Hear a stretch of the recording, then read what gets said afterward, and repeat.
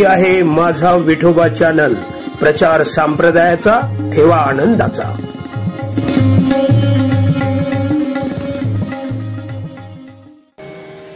कोण पुण्यांचा होईन सेवक, कोण पुण्यांचा होईन सेवक, जिही द्वंद्वाधिक दुरावले, ऐसे वर्मय मज दावी नारायणा, अंतरीच्या खुणा प्रकटोनी।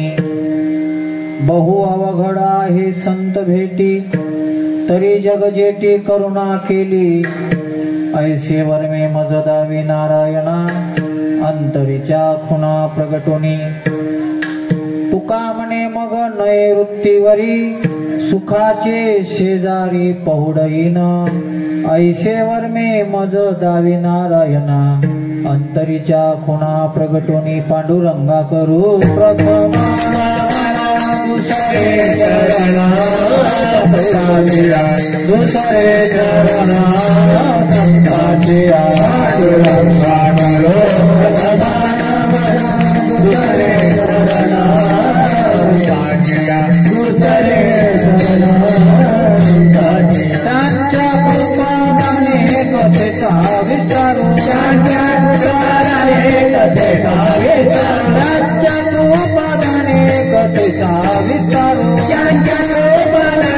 कथेचा विचारू, बाबाजी सद्गुरु दास तुका, बाबाजी सद्गुरु दास तुका, बाबाजी सद्गुरु दास तुका, बाबाजी सद्गुरु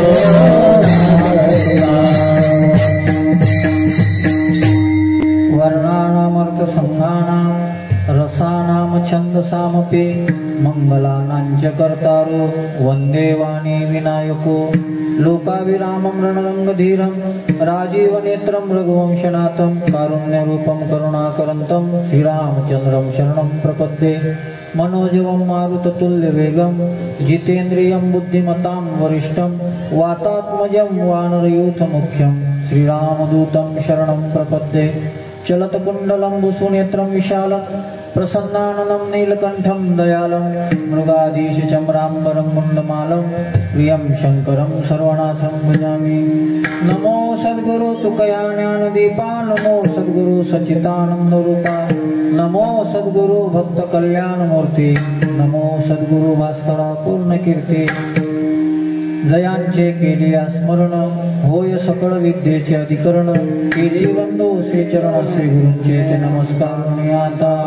मंगल भवन मंगलहारी, मंगल भवन मंगलहारी, प्रभु दशरथ अजिर बिहारी, प्रभु दशरथ अजिर बिहारी, जय जय जय हनुमान विसाई, कृपा करो गुरुदेव की नाई, जय जय जय हनुमान गोसाई, कृपा करो गुरुदेव की नाई। कोण पुण्यांचा होईन सेवक, कोण पुण्यांचा होईन सेवक, जिही द्वंद्वाधिक दुरावले, ऐसे वर्मे मज दावी नारायणा, अंतरीच्या खुणा प्रगटोनी। प्रस्तुत प्राप्त प्रसंगी प्राप्त स्थळी पांडुरंग परमात्म्याच्या कृपेने, संत महात्म्यांच्या आशीर्वादाने, वारकरी संप्रदायातील कळस्थानी असणारे संत जगद्गुरु तुकाराम महाराजांची बीज आणि वारकरी संप्रदायामध्ये शांती कशाला म्हणतात याचं मूर्तिमंत रूप असणारे शांती ब्रह्म नाथबाबांची जलसमाधी म्हणजे नाथषष्ठी, या दोन वारकरी संप्रदायातील महान उत्सव, महान पर्व आणि या पर्वाचा औचित्य साधून, दुहेरी योग साधून अनेक वर्षापासून संपन्न होत असणारा हा उत्सव, आणि या उत्सवामध्ये आज 5व्या दिवसाची कीर्तन रूपी सेवा माझ्याकडं आलेली आहे। थोडा स्वर कमी करा, कमी करा, हा बस। 5व्या दिवसाचं कीर्तन रूपी वाघपुष्प आहे। कीर्तनाला उपस्थित असणारी सगळी श्रोतूवर्ग, म्हणजे मी चुकीचं जर नसलो तर मी याच्यातल्या अर्ध्या लोकांची नावं सांगू शकतो। अर्ध्या लोकांची, म्हणून कोणाचंच सांगत नाही. अर्ध्यांचे सांगू शकतो, कारण की आपला संबंध खूप जुना आहे आणि म्हणून सगळ्यांविषयी आदर व्यक्त करतो. सातसंगती करता उपस्थित असणारी सगळी टाळकरी महाराज मंडळी, गायक, वादक, कलाकार, वारकरी आणि ज्यांच्या कानापर्यंत या विज्ञानाच्या सदुपयोगाने आणि सोशल मीडियाच्या माध्यमातून, यूट्यूब, फेसबुकच्या माध्यमातून ज्यांच्या कानापर्यंत शब्द जात असतील त्या सगळ्यांना या व्यासगादीवरून मस्तक माझा पायावरी, मस्तक माझा पायावरी, मस्तक माझा पायावरी, माझा पायावरी, या वारकरी संतांच्या, वारकरी संतांच्या, वारकरी संतांच्या, वारकरी संतांच्या, वारकरी संतांच्या, वारकरी संतांच्या.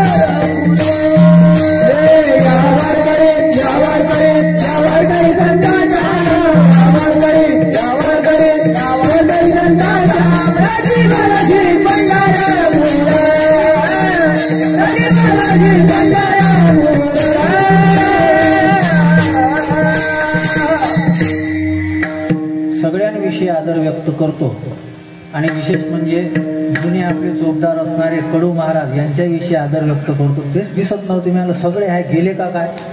विठ्ठल विठ्ठल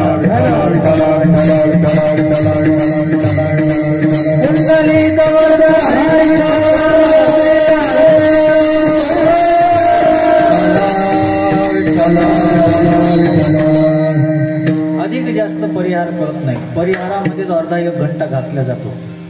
सरळ सरळ अभंगाच्या चिंतनाचा विचार करतो. आजचे कीर्तनरूपी वाघपुष्प फुटण्याकरता ज्या अभंगाचा आश्रय घेतलेला आहे तो अभंग वैराग्य राजरसिक जगद्गुरु जगतवंदनीय तुकाराम महाराज, जे छत्रपती शिवाजी महाराजांचे आध्यात्मिक मार्गदर्शक होते, वारकरी संप्रदायाच्या कडस्थानावर ज्यांचं स्थान आहे, अशी तुकाराम महाराजांचा हा 4 चरणाचा अभंग आहे. हा अभंग 2 in 1 आहे, कारण की या अभंगामध्ये मागणीही केलेली आहे आणि या अभंगामध्ये संतपर वर्णनाचाही विचार आहे. आणि मागणी जी केलेली आहे ती संतांच्या संबंधातलीच केलेली आहे. मी काल दुपारी विचार करत होतो कोणता अभंग घ्यावा, कोणता अभंग घ्यावा. मग काल दुपारी हा अभंग माझ्या डोक्यामध्ये आला आणि म्हणून तसा गाथेमध्ये जर विचार केला तर हा अभंग संतपर प्रकरणामध्ये आहे. पण या अभंगामध्ये एक मागणी आहे, ऐसे वर्मे मज दावी नारायणा. याच्यामध्ये मागणी सुद्धा आहे आणि ही मागणी संतांच्या संबंधातली आहे. उत्सव 2 संतांच्या पुण्यस्मरणाच्या निमित्तानं हा उत्सव आहे. कितीतरी वर्षापासून आहे. 11 वर्ष तर मीच कथा केली, त्याच्याही वर्ष कितीतरी वर्षापासून आहे. मी पत्रिकेमध्ये पाहायचं विसरलो. खूप जुनी परंपरा आहे या उत्सवाची. पण आपल्याला संत महात्मे भेटावे, आपल्या जीवनामध्ये संत महात्म्यांची कृपा व्हावी, याच्याकरता काही गोष्टी अत्यंत महत्वाच्या आहेत. या अभंगामध्ये त्याचा विचार आहे. जगद्गुरु तुकाराम महाराज म्हणतात, कोण पुण्य, कोण पुण्य नाही, कोण पुण्य. या दोन्ही चरणामध्ये जर विचार केला, वर्म नाही म्हटलेला आहे, वर्मे. ऐसे वर्मे म्हणजे एक वर्म नाही, अनेक वचनी आहे. कोण पुण्य म्हणजे एक पुण्य नाही लागत, बरेच पुण्य लागतात, याचा अर्थच एक होतो. संतांचे अभंग सूत्रमय असतात. काना मात्रा वेलांटी चुकली तरी बदलते, काना मात्रा वेलांटी जरी चुकली तरी अर्थ बदल होतो. मग तुकाराम महाराज अपेक्षा करतात की आमच्या जीवनामध्ये संत भेट व्हावी, संत कृपा व्हावी. पण याच्याकरता कोणत्या पुण्याची गरज आहे? आणि देवा त्यातमधलं जे वर्म आहे, वरचं नाही, अंतरीच्या खुणा. परमार्थामध्ये वरचं पाहूच नाही जास्त, परमार्थामध्ये अंतरंगातलंच पाहिलं पाहिजे. ज्ञानोबाऱ्यांची ओवी लावून घ्या, किंबहुना पंडुसुता आंतर शुद्ध नसता बाह्य कर्म तो विशेषता विटंबुगा. ही ज्ञानोबाऱ्यांची ओवी आहे बरं, माझ्या खिशातलं नाही सांगत. म्हणजे बाह्यरंगानं चांगला दिसत असला म्हणजे तो चांगलाच असते असं समजण्याचं काही कारण नाही. तुकाराम महाराज मागणी करतात, ऐशे वर्मे मज दावी नारायणा अंतरीच्या खुणा प्रगटो. आतमधले त्याची काही लक्षण जे असतील ते मला दाखव. गोड असा अभंग आहे, आपल्या सगळ्याच्या दृष्टीनं अत्यंत महत्वाचा अभंग आहे. प्रत्येकाला संतांची भेट व्हावी असं वाटते, प्रत्येकाच्या जीवनामध्ये संतांची कृपा प्राप्त व्हावी असं वाटत जरी असलं तरी ती कृपा प्रत्येकाच्या जीवनातच प्राप्त होत नाही. मग त्याच्याकरता कोणत्या तरी पुण्याची गरज आहे, त्याच्याकरता काहीतरी पुण्य लागते. मग ते पुण्य कोणतं आहे? संतांचं जीवन मोठं दिव्य आहे. संतांचं जीवन त्यांच्या स्थितीवर अवलंबून असते. संतांची परिस्थिती जरी वेगळी असली तरी संतांची स्थिती एकच असते. तुकाराम महाराजांचा एक अभंग आहे, तुका म्हणे आता तुका म्हणे आता तुका म्हणे आता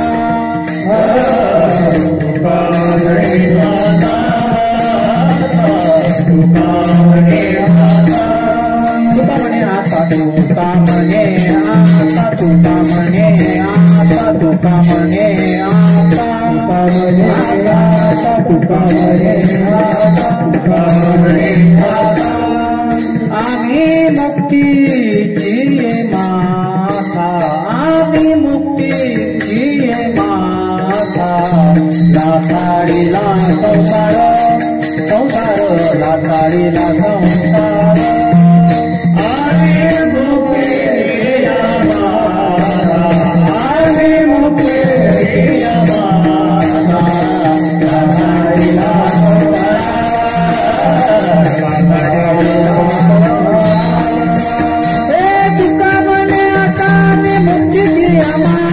लाथाडीला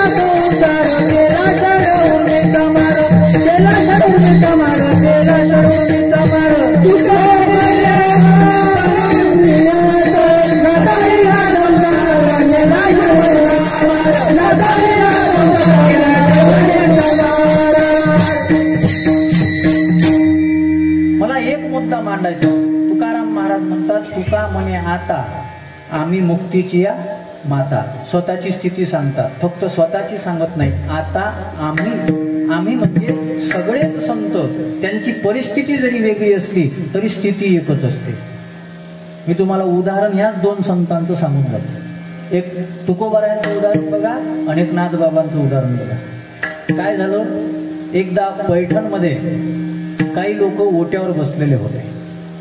हे रिकाम टेकडे लोक ज्या ओट्यावर बसतात त्या ओट्याला कुच्चर ओटा असं म्हणतात. आणि हे कुच्चर ओटे फक्त पैठणमध्येच होते असं नाही, हे प्रत्येकच गावात आहे. खैरीत आहे का नाही मला माहित नाही, मला 2 दिवस थांबायचं आहे. प्रत्येकच गावात हे कुच्चर ओटे असतात. मग इथं ज्यांना काहीच कामं नसतात ना अशी लोक येऊन बसतात. मग या लोकांची चर्चा, कोणाच्या घरचं कोण पळून गेलं, कोणाच्या घरी काय झालं, कोणाच्या घरचं बरं चालत नाही, या लोकांना दुसऱ्याचं काही घेणं देणं नाही. नुसते एकामेकाच्या याच्यातलं हे करायचं. आणि नाथबाबांची तेव्हा चांगली प्रसिद्धी होती. मग ते लोक नाथबाबांचा द्वेष करायचे. काय झालं, एक माणूस तिथं चालत चालत आला. तो माणूस म्हणू लागला, बाबा मला अडचण खूप आहे, मला 200 रुपयाची गरज आहे. मला 200 रुपये जर मिळाले तर माझी अडचण भागेल. आता हे लोक काय फुकट बसलेले का, याच्या बस कुठं पैसे होते, उगाच त्याला काहीतरी म्हणू लागले. ते म्हणे तुला पैसे पाहिजे का, पण आमचं एक काम करावं लागेल. ते म्हणे तुम्ही पैसे जर देसाल तर मी काही करायला तयार आहोत. पैसे द्या. पैसे जर तुम्ही देसाल तर आम्ही धोतर सोडून साड्या घालायला तयार आहोत. पैसे जर तुम्ही देसाल, पैसे जर तुम्ही आम्हाला देसाल तर आम्ही देवाचं भजन म्हणणार नाही, सैराटची गाणी म्हणायला आम्ही तयार आहोत. पैसे जर तुम्ही आम्हाला देसाल तर आम्ही काय करायला तयार आहोत. तो म्हणे मग आम्ही पैसे देतो, पण तू एक काम कर. काय म्हणे, 200 रुपये तुला देतो, पण तू नाथ महाराजांच्या घरी जा, एकनाथ महाराजांच्या घरी, आणि एकनाथ महाराजांना राग आणून दाखव. एकनाथ महाराजांना राग आणून दाखव. तो म्हणे हे तर फारच सोपं आहे, काही हरकत नाही. आणि तो माणूस एकनाथ महाराजांच्या घराच्या समोर गेला. एकनाथ महाराज पूजा करत होते. आणि पूजा करताना जर कोणी अदामदात आला तर खूप राग येतो लोकांना. तुम्ही पहा, पूजा करताना बाकी काही असलं तर मग चालते, पण पूजा करता करता जर थोडीशी खोडी केली, काहीच करायचं काम नाही, फक्त बोटच असं करायचं, काहीच करायचं काम नाही. बाकी लोकाला राग आल्याशिवाय राहत नाही. आणि एकनाथ महाराज ब्राह्मण सोहळ्या ओवळ्यामध्ये एकनाथ महाराज पूजा करून राहिले आणि हा तिथं जोडे घालून आला. आता याला वाटलं आता एकनाथ महाराज माझ्यावर रागवणार, शिव्या देणार. पण एकनाथ महाराज म्हणू लागले, याचं देवावर किती प्रेम आहे, याला देवाच्या प्रेमापोटी चपलाही काढायचं भान राहिलं नाही. हा आला हे म्हणे, करायला गेलो काय उलटे झाले पाय, मी गेलो कशासाठी आणि काय झालं.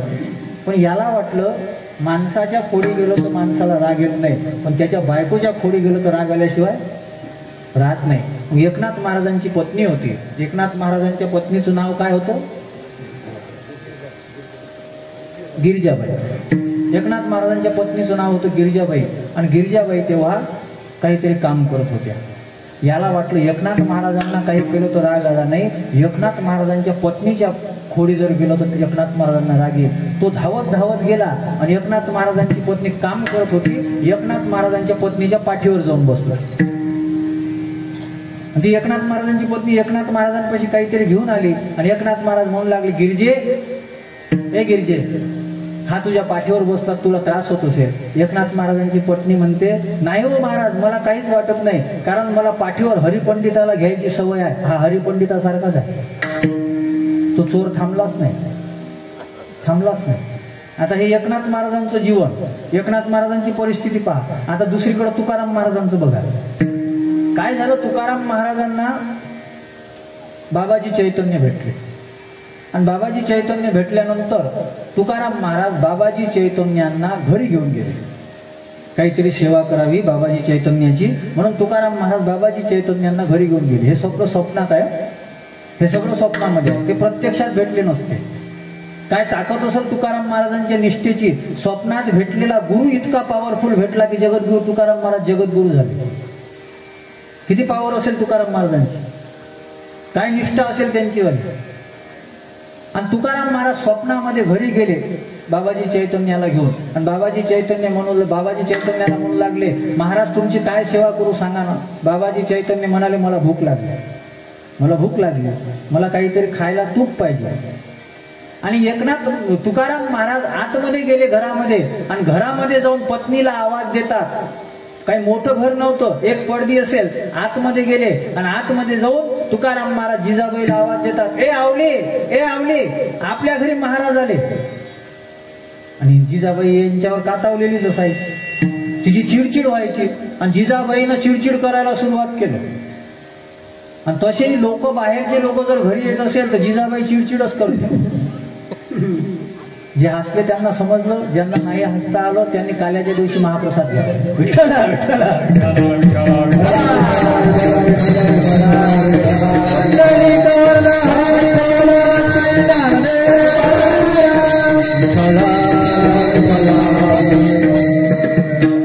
त्यातल्या त्यात बायांना कधी स्वयंपाकाचं म्हटलं का खूपच कंटाळ येतो. काय कलियुगातला महिमा आहे काय माहित नाही.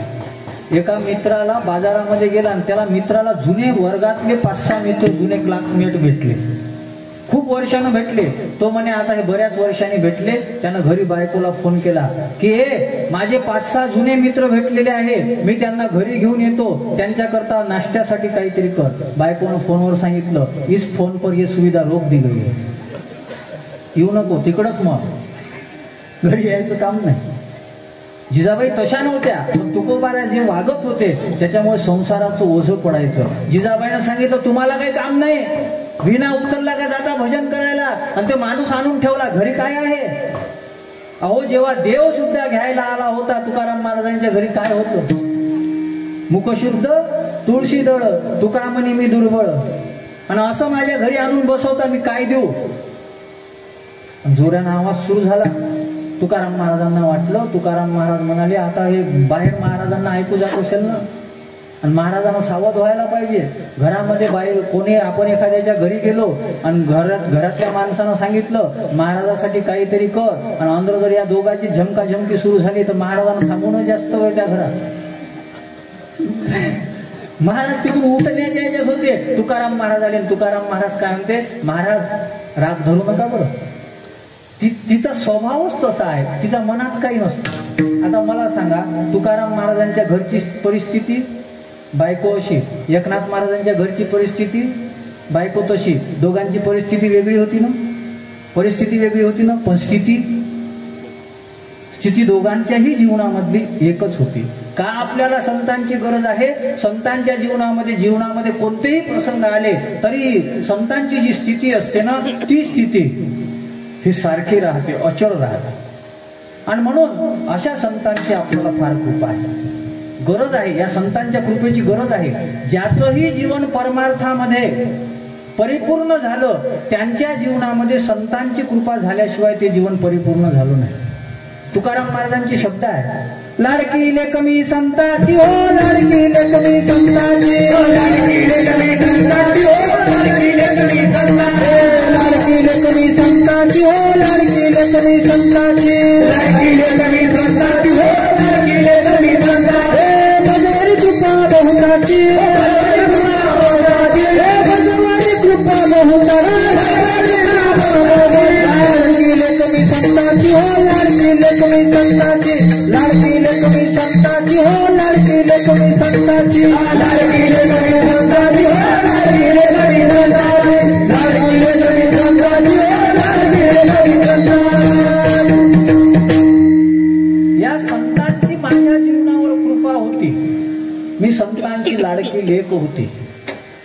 परमार्थामध्ये संतांची कृपा खूप महत्वाची आहे. संत कृपेशिवाय काहीच होत नाही.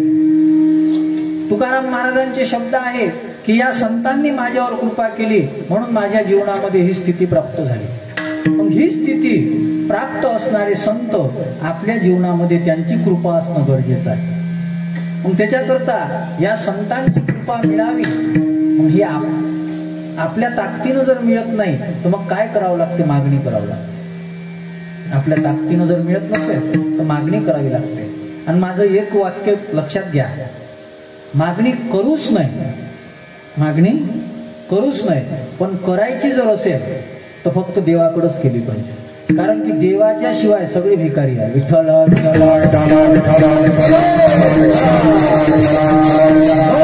तुकाराम महाराज जर आपले आदर्श आहेत, तुकाराम महाराजांना विचारून जर आपण परमार्थ करतो तर तुकाराम महाराजांचे शब्द आहेत, मागणे ते तुझं मागो, जीवा भाव तुझं मागो, लागो तरी लागो पाया तुमच्या दातारा, मागणे ते तुझं मागो, जीवा भाव तुझं मागो,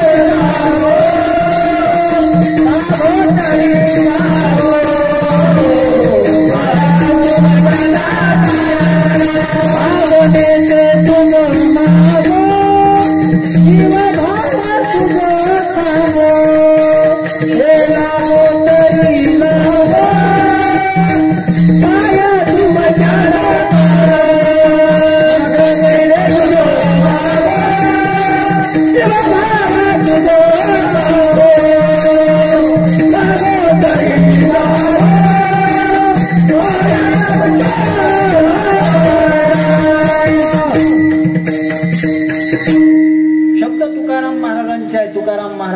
मागणे ते तुझं मागो, जीव भाव तुझं सांगो, लागो तरी लागो पाया तुमच्या दातारा किंवा पाया तुमच्या विठ्ठला.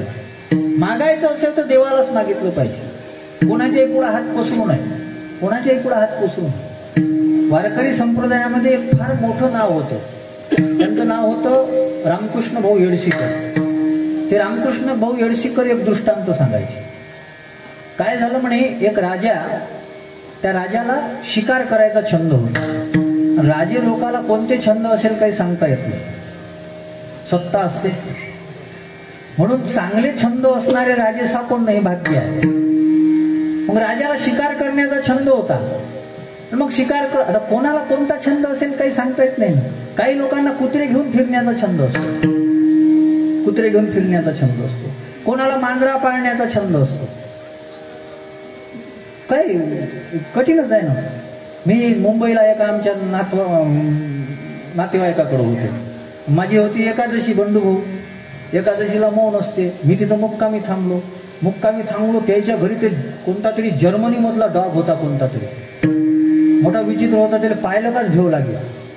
काय झालं, मी बैठकीत झोपलो रात्री, सकाळी उठलो. आता ते सगळेजण उशिरा उठले, मी एकादशी आहे म्हणून लवकर उठलो, आंघोळ केली, आंघोळ करून पूजा करायला बसलो. आणि जसे देव समोर मांडले ते कुत्र माझ्यासमोर येऊन उभं राहिलं. ते माझ्याकडं असं पाय, मला आवाजही देता नाही कोणाला. म्हणलं आता काय करावं. देवाले म्हणलं, देवा तुही प्रामाणिक सेवा केली असेल तर तू काहीतरी कर बाबा, हे किती खराब दिसून राहिलं. आणि ते माझ्याकडं असं पाय, पूजा करतो माझ्या घरात पूजा करतो, माझ्या घरात मटणच खाल्लं पाहिजे, पूजा करणारे जमत नाही आमच्या घरात. तरी मी म्हटलं बाबा हे काय आता आपत आणली आहे ना. ते वाचवलं बा जेव्हा लय खराब होतं ते. मग नंतर ते तेव्हा एक सांगे, ते म्हणे हे माणसाले 5 मिनिटात फाडून टाक, एवढं खराब कुत्र. म्हणजे एवढे खराब कुत्रे पाळायचे छंद आहेत ना लोकांना कोणाला कोणता छंद असेल काही सांगता येत नव्हता. त्या राजाला शिकार करण्याचा छंद होता आणि गेला तो शिकार करण्याकरता गेला. सगळं सैन्य सोबत होतं, पण जंगलामध्ये गेला, एका सिंहाच्या मागं धावत गेला आणि भूल लागला. सगळे सुटले.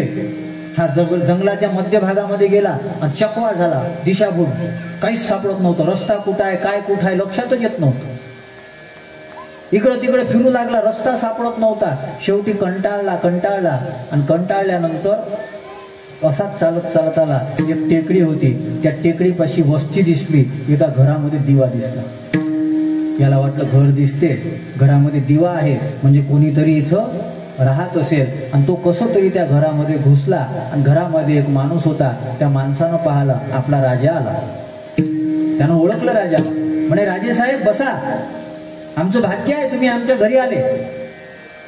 राजा म्हणू लागला, म्हणे दादा मला मदत कर, मी हरपलो, मी शिकार करता आलो, मला काही दिशाभूल झाली, चकवा झाला. नवीन ठिकाणी गेल्यानंतर आपल्यालाही होते ना.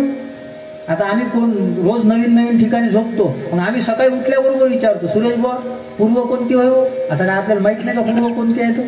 ते दिशाभूल होते ना कोणत्या घरात गेलो. आता हा तर जंगलात फसला, याला काही समजे नाही कुठं निघायचं. तो म्हणे, एक कृपा कर, काय मला या रस्ता दाखवून दे. म्हणे, राजे साहेब कधी आले तुम्ही. म्हणे, सकाळपासून आलो. माणसं सगळे सुटले. म्हणे, काही खाल्लं का. म्हणे, काहीच नाही खाल्लं. काय खायला मिळणार. म्हणे, मग एक काम करा, जेवण करा. आपली संस्कृती आहे, घरचा भिकारी जरी असला पण उपाशी पोटी जर कोणी आलेला असेल तर त्याला जीव घातला जाते, अतिथी देवो भव. राजालाही भूक लागलेलीच होती. म्हणे, रस्ता नंतर पहा, जेवण करून घ्या. चांगलं त्यानं पिठलं भाकर केली, पिठलं भाकर मेथीचं केल्यानंतर म्हणे, चला जेवण करून घेऊ. आता राजाला खायला जरी चांगलं भेटत असलं तरी याला भूक लागलेली असते, आणि भूक लागल्यानंतर चांगलंच लागतं. मस्त जेवण केलं, आणि जेवण केलं तो जो होता माणूस तो मेंढपाळ होता. त्यानं मेंढपाळानं राजाला सोबत घेतलं, रस्त्यावर आणलं. रस्ता पाहण्याबरोबर राजाच्या लक्षात आलं, मी आता रस्त्यावर आलो. पण तो रस्त्यावर आला, पण राजा होता, त्याला वाटलं यानं आपल्यावर उपकार केले. आणि मोठे माणसं कोण असतात सांगू का तुम्हाला. आपल्यावर केलेल्या उपकाराची ज्याला जाणीव असते त्याला कृतज्ञ असं म्हणतात. म्हणजे कृतज्ञ असतात ना तेच मोठे असतात. कृतज्ञ आपल्यावर केलेल्या उपकाराची जाणीव ठेवणारे. तो म्हणे, यानं माझ्यावर उपकार केले, यानं मला रस्ता दाखवला. आणि तुकाराम महाराजांची शब्द आहे, रस्ता जो दाखवतो ना तो अत्यंत पुण्यवान असतो. वाट दावी त्याच्या पुण्यानाही पार, तुकाराम महाराज म्हणतात. खूप मोठं पुण्य होते रस्ता दाखवल्यानं.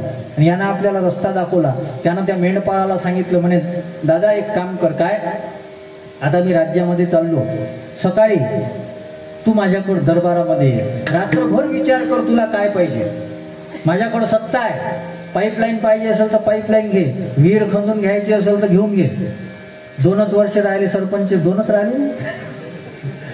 काय पाहिजे असेल सांग, सत्ता आहे आता माझ्याकडं, आणि काय पाहिजे असेल तेवढं बोलून घे, मी तुला उद्या सकाळी देतो. रात्रभर विचार कर काय पाहिजे तर. तो म्हणे, ठीक आहे. तो घरी गेला, हार आला, लोकांना आनंद झाला, आपला राजा हरपला होता आला. त्यानं सांगितले का मेंढपाळाचे उपकार आहे माझ्यावर, मी इथं आलो. झोपला, आणि सकाळी 9 वाजता तो येणार होता. हा राजाही सकाळी उठला. राजा सकाळी उठल्यानंतर तो त्या मंदिरामध्ये पूजा करण्याकरता गेला. हा मेंढपाळ आला, मेंढपाळ विचारू लागला, राजा कुठं आहे. लोकांनी सांगितलं दरबारामधल्या तो पूजा करत आहे. मेंढपाळ म्हणे एवढे मोठे राजे पूजा करत असतात का? आता याला अनुभव असेल, काही पाहिले असेल. ज्याला भारतीय संस्कृतीची जाणवच नाही असे कुठं पूजा करतात का? मतासाठी जाणव घालतात. मग हा म्हणे राजाही पूजा करतो का? म्हणे हो पूजा करतो. मग मी पाहू का थोडंसं दुरून जाऊन? तो मेंढपाळ त्या राजाला पाहण्याकरता गेला. राजाची पूजा संपत आलेली होती. त्यानं देवापुढे हात धरले आणि काहीतरी पुटपुटत होता. राजा दरबारामध्ये आला, मेंढपाळ आला. राजानं सगळ्यांना सांगितलं या मेंढपाळामुळं मी काल जंगलामध्ये हरपलो होतो, या मेंढपाळामुळं मी इकडं आलो, या मेंढपाळामुळं मी इकडं आलो, याचे माझ्यावर उपकार आहे. तू मेंढपाळा, तुला मी रात्री शब्द दिला होता, तुला काय पाहिजे ते सांग. तो मेंढपाळ म्हणे महाराज मला काय पाहिजे ते नंतर सांगतो, पण तुम्ही मंदिरामध्ये देवापुढं काय करत होते? तो म्हणे मी देवाकडे मागणी करत होतो, माझी प्रजा चांगली राहावी, माझं राज्य चांगलं राहावं, कोरोनाची आपत्ती येऊ नये माझ्या राज्यावर, मी मागणी करत होतो देवाकडं. ते म्हणे देवाकडं काय करत होते? मागणीच करत होते ना. म्हणे हो, तुला सांग काय पाहिजे? ते म्हणे एक भिकारी दुसऱ्याला काय दे? सगळेजण अचंबित झाले. अचंबित झाल्यानंतर ते म्हणे राजाला भिकारी म्हणते. सगळेजण म्हणे राजा आता याला शिक्षा दिल्याशिवाय राहत नाही. राजा उभा झाला. राजा म्हणतो मेंढपाळा तू माझी मदत केलेली आहे, तू मूर्ख नाही, तू असं का म्हटलं? तू असं का म्हटलं? भिकाऱ्याला काय द्यावं? मी कसा काय भिकारी आहे? त्यानं उत्तर दिलं म्हणे महाराज क्षमा करा, पण जो मागत असतो ना तो भिकारीच असतो. जो मागत असतो तो भिकारीच असतो. मत मागत असला तरी भिकारीच असतो. दान मागत असला तरी भिकारी असतो. पैसे मागत असला तरी भिकारी असतो. आणि आमची कोणी कथा कीर्तन ठेवत नाही, आमचं ठेवा असं कोण म्हणत असेल तर तोही भिकारीच असतो.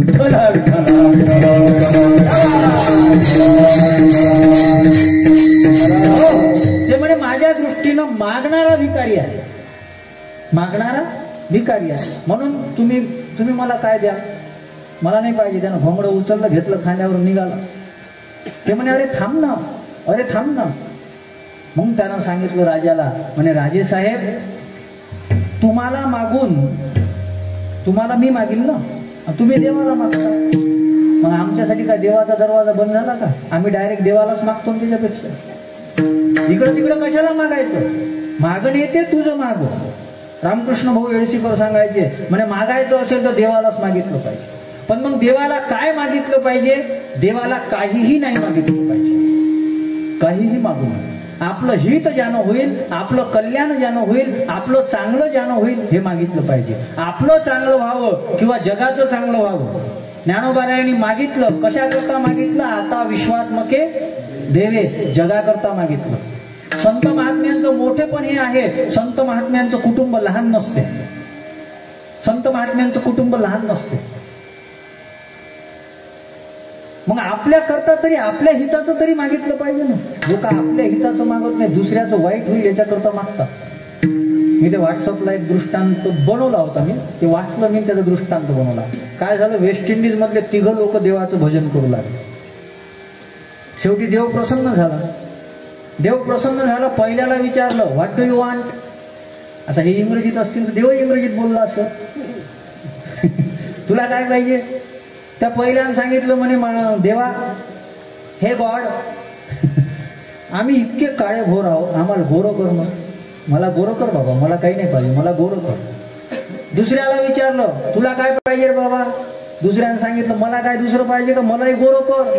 म्हणे महाराष्ट्रातले कीर्तनकार आमचा दृष्टांत करून राहिले, सांगून राहिले लोकांना, आमची नाचक्की होऊन राहिली, मलाही गोरं कर. तिसऱ्याला विचारलं, या दोघांना तर सांगितलं तुला काय पाहिजे. ते म्हणे या दोघांना काय मागितलं? ते म्हणे यानं मागितलं आम्हाला गोरं कर. ते म्हणे यानं जे मागितलं ते रद्द करून टाक, मला हेच पाहिजे. म्हणजे तेही डोंबडेच राहिले, ही डोंबडाच राहिलं. काय मागितलं पाहिजे हेही कळावं ना. हे जी देवा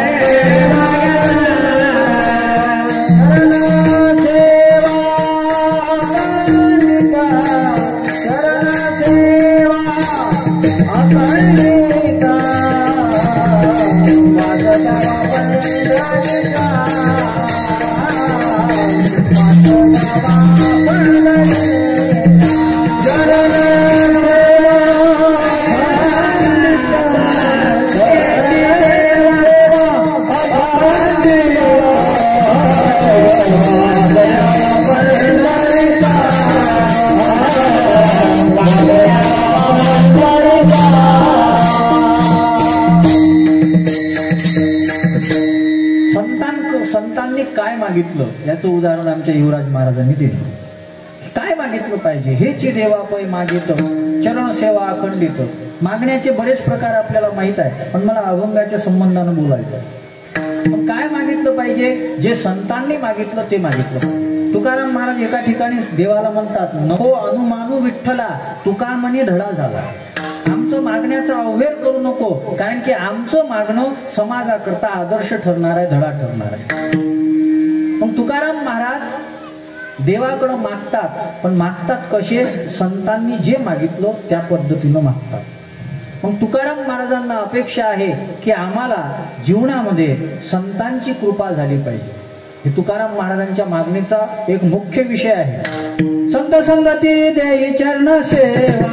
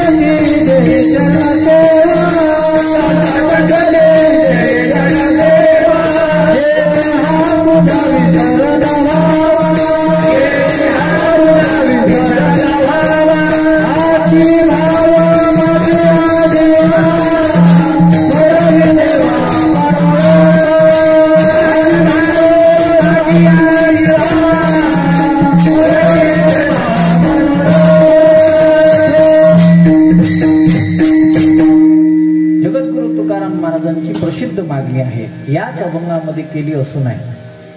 देव वसे चित्ते त्याची घडावी संगती, अखंड जया तुझी प्रीती मजदे तयाची संगती. बऱ्याच अभंगामध्ये संतांच्या संगतीची मागणी केली. पण तुकाराम महाराजांच्या लक्षात आलं, संतांची संगती प्राप्त होण्याकरता काहीतरी वेगळी गोष्ट पाहिजे. या अभंगामध्ये मागणी दुसऱ्या चरणात आहे. ऐसे वर्मे मज गावी नारायणा, मागणी दुसऱ्या चरणात आहे. पण कशाच्या संबंधात मागणी आहे ते प्रथम चरणात आहे.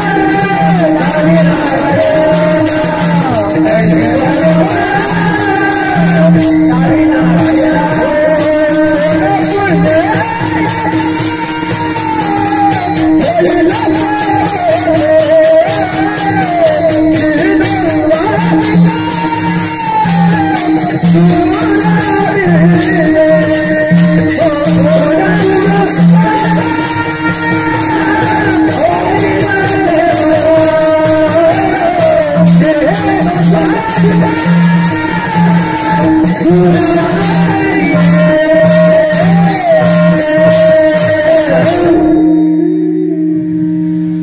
जागे आहे, भजनी जागे आहे. कारण की मी पहिले दुसरं चरण म्हटलं, पण त्यानं बरोबर पहिलं होतं. त्याला माहित होतं मी प्रस्तावना कशी तयार केली. मागणी जरी दुसऱ्या चरणामध्ये असली, पण मागणी कशाच्या संदर्भामध्ये आहे, पहिल्या चरणात आहे. तुकाराम महाराज मागणीचा विषय मांडतात, कोण पुण्य यांचा होईन सेवक. असं कोणतं पुण्य आहे की ज्या पुण्यामुळं मी कोणाचा सेवक होईल? यांचा. यांचा, संताचा नाही म्हटलं. काय थोडस विशेष आहे बघा. थोडेसे कीर्तन ऐकत असताना का नाही अभंगाला न्याय मिळतो का नाही याच्याकडे लक्ष देत जा. तुम्ही लोकांनी कीर्तन चांगले ऐकले ना तर तुमचाच फायदा होणार आहे. तुकाराम महाराज संतांच्या संदर्भामध्ये जितके दक्ष आहे ना तितकेच आपण उदासीन आहोत. तुकाराम महाराज संतांच्या बाबतीमध्ये जितके दक्ष आहे तितकेच आपण उदासीन आहोत. आपण लगेच कोणालाही संत म्हणून देतो. तुकाराम महाराज देवासोबत भांडण करतात. ए पांडू, ए पांडुरंगराव, तू म्हणत असशील का याला साधू म्हण, मी नाही म्हणत. करीशी ते करी ताली माझ्या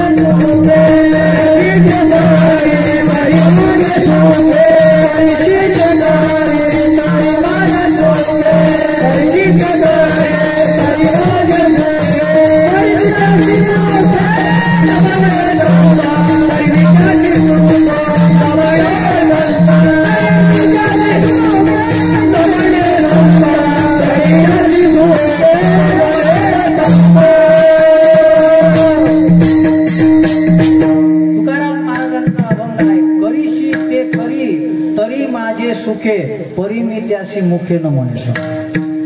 माझे हात जोडून विनंती आहे, लगेच कीर्तन केलं म्हणून संत समजू नका. कीर्तनकारच समजा, कीर्तनकारच समजा. तुकाराम महाराज आमच्यामध्ये खूप फरक आहे. नाथबाबा आमच्यामध्ये खूप फरक आहे. आम्ही तर कीर्तनाचे तमाशे केले. या साधू संतांनी सांगितलेली मर्यादा ठेवली का आम्ही?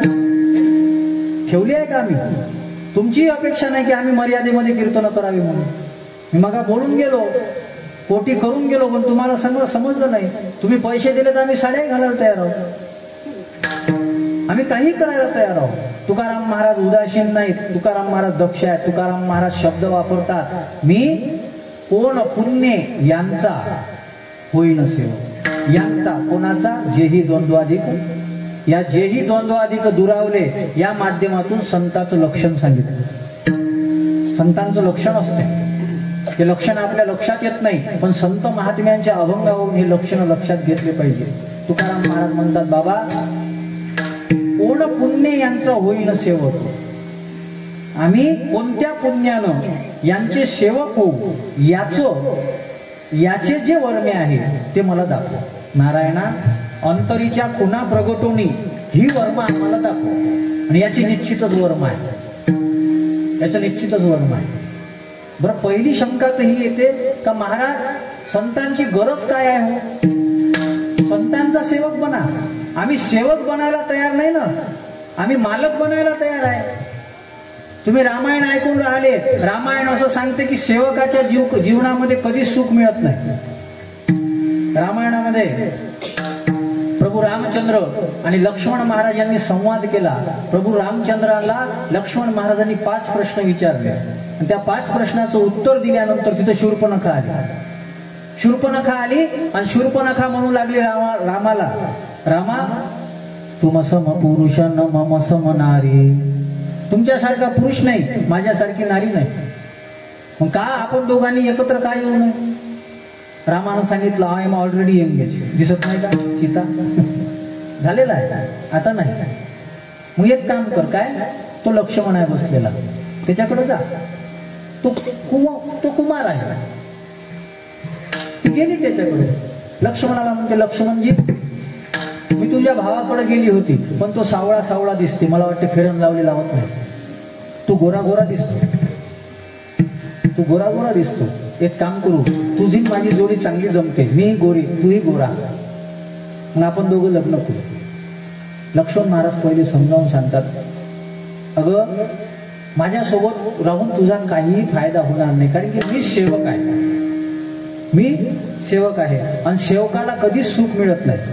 सेवक सुख चह मान भिकारी, सेवक सुख चह मान भिकारी, सेवक सुख चह मान भिकारी, सेवक सुख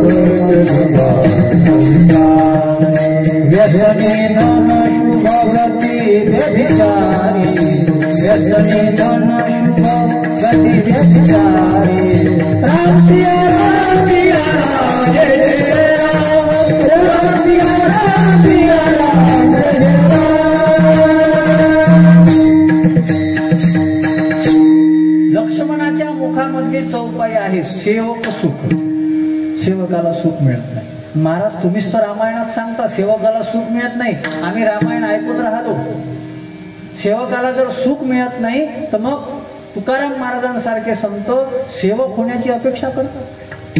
सेवक होण्यामध्ये काही पूर्णता आहे का? आम्ही मालक बनलो पाहिजे। सेवक बनण्यामध्ये काय पूर्णता आहे? मग पूर्णता कशाने प्राप्त होते? तर लोकांचं पहिलं लक्ष जाते पैशावर, पैशानं आम्हाला पूर्णता प्राप्त होते। पण पैसेवाल्यांनीच विचार करावा, पैशानं पूर्णता प्राप्त होते का?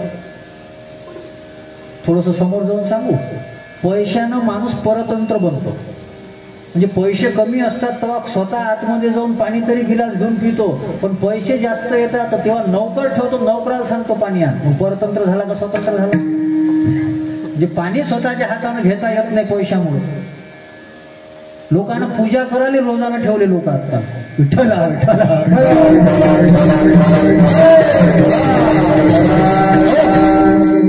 पैसा पूर्णता देत नाही, पैशाचा वापर करू नये असं मी म्हणत नाही। मी आता इकडे येऊन राहिलो होतो आणि ते 2 टोल लागले, मग तिथं काय त्याला कीर्तन सांगत होतो का मी? पैसा पूर्णता देत नाही त्याला म्हटलं बा, मी म्हणलं मी कीर्तनकार आहे। ते म्हणे फक्त इंदोरीकर असला तर सोडतो, नाही तर कोणालाच सोडतो। मी म्हटलं मला इंदोरीकर तर बरंच आहे, खरंच म्हणे बा युवराज बा ते म्हणे इंदोरीकर होय का तुम्ही? नाही बा इंदोरीकर नाही आम्ही। म्हणे इंदोरीकर असेल तर पैसे घेत नाही। व्यवहारामध्ये पैशाची गरज आहे, व्यवहारामध्ये पैशाची गरज आहे। हे राख महाराज मला म्हणाले, महाराज कीर्तनाला येता का कामठीला? मी त्यांना सांगेल मी गाडी घेऊन येतो, गाडीचाच खर्च 3000 लागते, वरतून काय द्यायचं ते पाहिजे म्हणावं लागते। कारण आपण पैसा आपल्याला गरज आहे, आपल्याला व्यवहार करावा लागतो तो।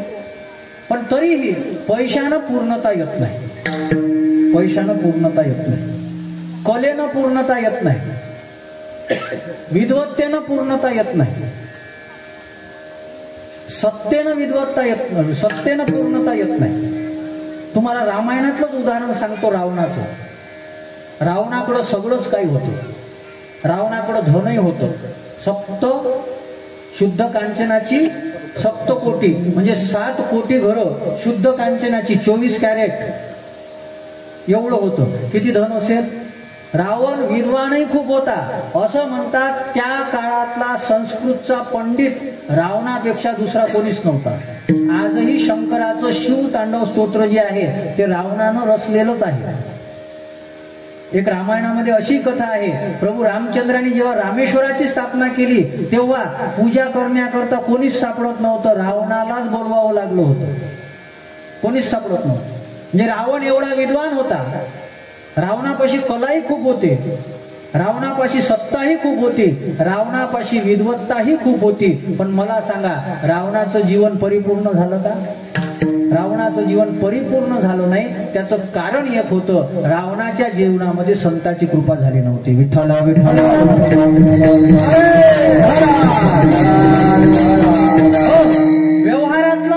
व्यवहारातला मापदंड परमार्थामध्ये लागत नाही। व्यवहारामध्ये ज्याच्यापाशी पैसा असेल तो मोठा आहे, व्यवहारामध्ये ज्याच्यापाशी पैसा असेल तो मोठा आहे। लोक लावतात हा मापदंड। कीर्तनकार मोठा कोणता? कीर्तनकार मोठा कोणता? ते बरोबर आहे ना झाले दादा? कोणाला बोलवायचं? बोलवतेत कोणाला लोक? हे दुर्दैव आहे, समाजानं जागरूक व्हायची गरज आहे। चांगले चांगले प्रामाणिकपणे सेवा करणारे उपाशी मरून राहिले, ज्याचे जायल्यानं जळत नाही तिथं आपण अजून ओतून राहिलो। हे दुर्दैव आहे, लोकांनी जाग व्हायची गरज आहे। उद्या सगळेच लोक कीर्तनाचे पैसे ठरवू लागले तर दोष कीर्तनकाराचा राहणार नाही, तुमचा राहणार आहे, तुमचा राहणार आहे. आपण प्रसिद्ध जो आहे त्याला मोठा म्हणतो, पण परमार्थामध्ये जो प्रसिद्ध असेल तो शुद्ध असेलच का नाही याचं सांगता येत नाही. आणि परमार्थामध्ये सिद्धीपेक्षाही शुद्धीला महत्व आहे, अत्यंत महत्व आहे, शुद्धीला अत्यंत महत्व आहे. व्यवहारात अरे ज्याचा जन्म हायब्रिड असला त्यालाही व्यवहारात लोक कुलीन म्हणतात. मायचाही पता नाही, बापाचाही पता नाही, व्यवहारात मोठं म्हणतात. ज्यानं देशाकरताही देश बुडवण्याचंच काम केलं आणि महाराष्ट्र राज्याकरताही काहीच केलं नाही, व्यवहारामध्ये लोक त्याला जाणता राजा म्हणतात. समजलं त्यांनी? गरज नाही, काही योगदान नाही, देशाकरता काही योगदान नाही, धर्माकरता काही योगदान नाही, संस्कृतीकरता काही योगदान नाही, विकासाकरता काही योगदान नाही, पण आपण का मोठा म्हणतो? व्यवहारात मोठा म्हणून मोठा म्हणतो, पण परमार्थामध्ये चालत नाही. परमार्थामध्ये पूर्णता येते संत कृपेनं. संताविन प्राप्ती नाही, संताविन प्राप्ती नाही,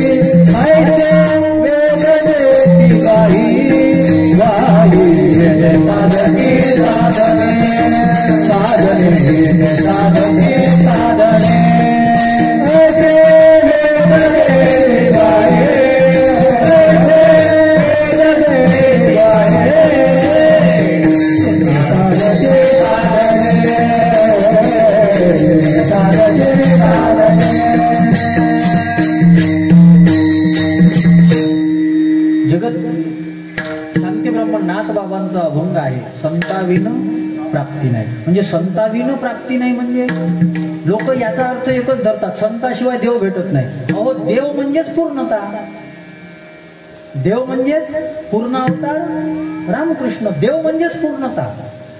आपण पूर्ण का होत नाही? आपण जगतामध्ये पूर्णता शोधतो, पण जगच अपूर्ण आहे. फक्त पांडुरंग पूर्ण आहे, फक्त पांडुरंग पूर्ण आहे. आणि पांडुरंग भेटला याचा अर्थ काय आहे? काही मागायची इच्छाच राहत नाही ना. जीवन पूर्ण कोणाचं झालं? मी रावणाचं तुम्हाला सांगितलं, त्याचं जीवन पूर्ण झालं का? त्याच्या 3 इच्छा होत्या. एक, स्वर्गाला शिडी लावी, दुसरी, सोन्याला सुगंध आणेल, आणि तिसरी, खाऱ्या पाण्याचा समुद्र गोड करेल. हे 2 तर मला माहित नाही, पण एक इच्छा चांगली होती, ती पूर्ण व्हायला पाहिजे होती. म्हणजे खाऱ्या पाण्याचा समुद्र गोड झाला असता तर आपल्याला पाणी तरी चांगलं भेटलं असतं. म्हणजे रावणही चांगली इच्छा करू शकतो, रावणही चांगली इच्छा करू शकतो, पण त्याच्या पूर्ण झाल्या का? कारण की इच्छा जोपर्यंत आहे तोपर्यंत पूर्ण होत नाही. जीवन चांगलं कधी होते? कुंटली या धावा कृष्णाची, कुंटली या धावा कृष्णाची, कुंटली या धावा कृष्णाची, कुंटली या धावा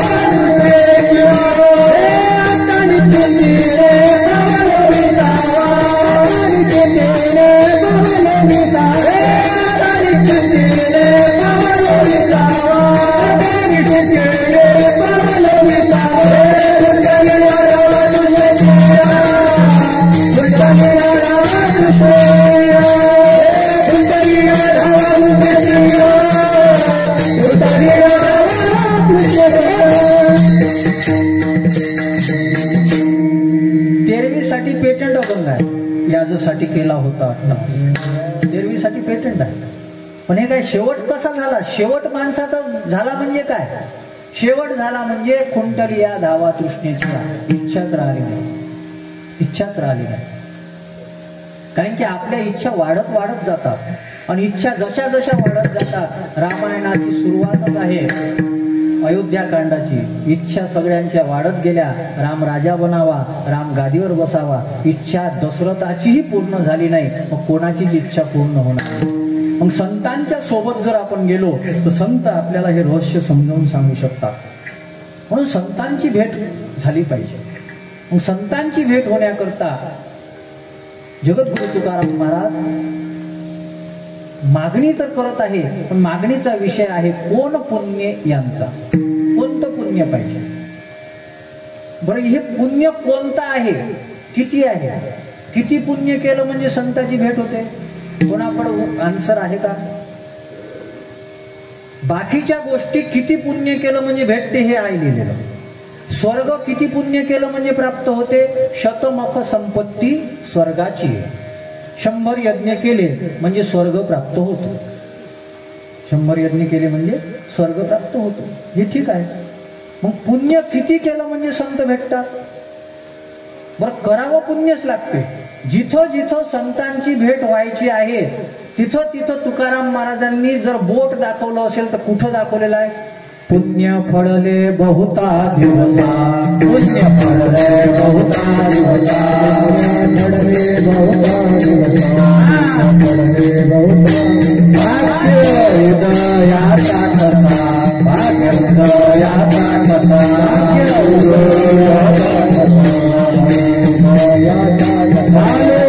सन्मुख मी कैसा, घालू सन्मुख मी कैसा, सन्मुख मी कैसा, संत चरण पावलो, संत चरण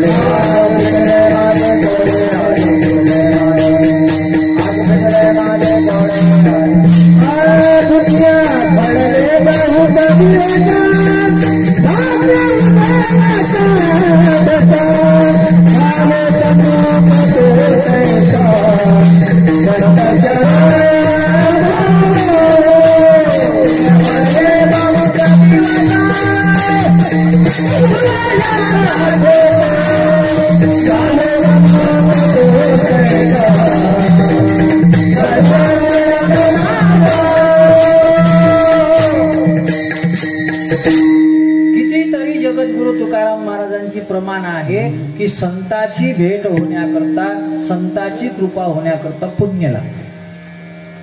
पूर्वजन्मी सुकृते थोर केली, ती मजा आज फळाशी आली, परमानंदू आजी मानसी भेटी झाली. या संत आहे. पुण्य पाहिजे. पण आता मला एक सांगा, पुण्य किती पाहिजे? कारण की प्रत्येक पुण्य हे सारखं असते का?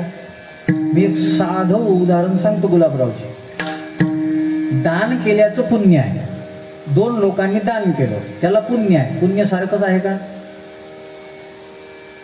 कर्म जरी दान करण्याचं असलं तरी पुण्य सारखं नाही. एकानं बटाटे दान केले, एकानं बटाटे दान केले, आणि एकानं एक माणूस विहिरीत पडला होता, त्याला विहिरीतून वाचवलं, त्याला जीवदान दिलं.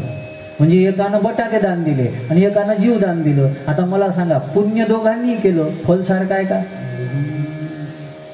फल सारखं आहे. असं म्हणतात की समान पाप आणि समान पुण्य जेव्हा होते तेव्हा मनुष्य देह प्राप्त होतो. नाथबाबांची एकनाथी भागवतामध्ये ओवी आहे, सुख दुःख समान समी, पाप पुण्य समान समी, तरीच पाविजे कर्मभूमी. मग आता हे याला मोजता कसं? याचा काही तराजू आहे का कोणापाशी? कोणाकोणाचा पुण्याचा चारा चुराच असते. कोणाकोणाचा पुण्याचा चारा चुराच. म्हणजे 7 दिवसाचे कीर्तन असेल तर एकाच दिवशी यायचं, आणि पापाचे घटच्या घट असतात. कोणाकोणाचे पापाचे चारा चुरा असतो, पुण्याचे घटच्या घट असतात. पुण्य किती पाहिजे? कोणतं पाहिजे, किती पाहिजे, संताची भेट होण्याकरता कोणतं पुण्य पाहिजे.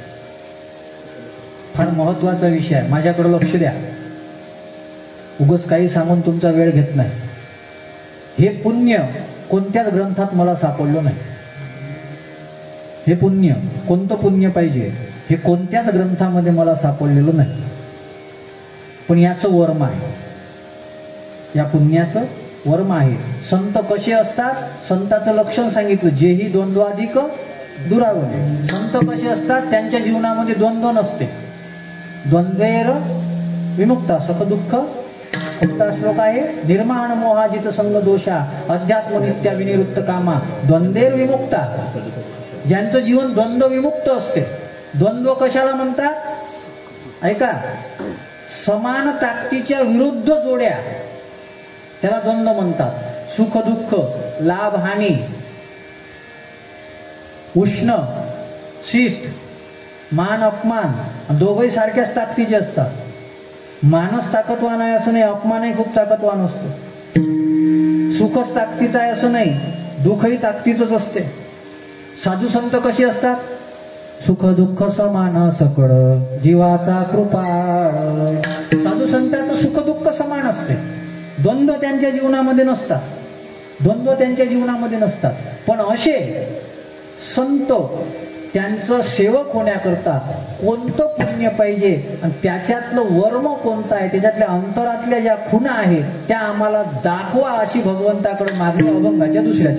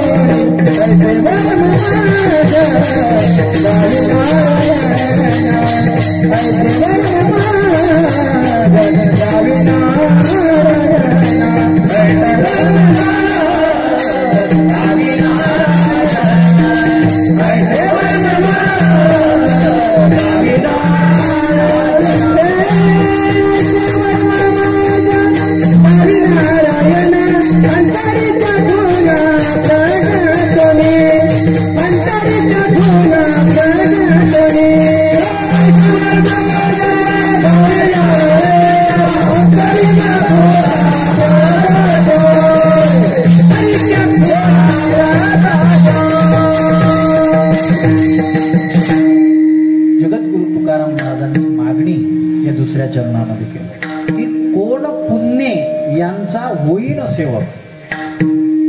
याचं जे वर्म आहे, ऐशे वर्म मज दावी नारायण, त्याच्यातलं जे वर्म आहे ना ते मला दाव. असं दाव म्हणजे काय, ते काय दिसते का नाही, अंतरीच्या खुणा प्रगट होणे. आतमधलं जे आहे ते प्रगट करून दाखव. परमार्थ डोळसपणे करावा, गतानुगती म्हणून करू नका. आणि परमार्थ करायचा असेल ना तर आतमधलंच पाहिलं पाहिजे. माझी विनंती आहे, या कलियुगामध्ये तरी आतमधलंच पाहिलं पाहिजे. कारण की बाहेरचं पाहून जर सीता फसते तर बाकीच्यांचं काय आहे, तो रावणही काय काय काय. कारण की लोकांना फसवण्याकरता साधूचाच वेश चांगला वाटतो. तो रावणही संन्यासाचं रूप घेऊन आला सीतेला फसवण्याकरता.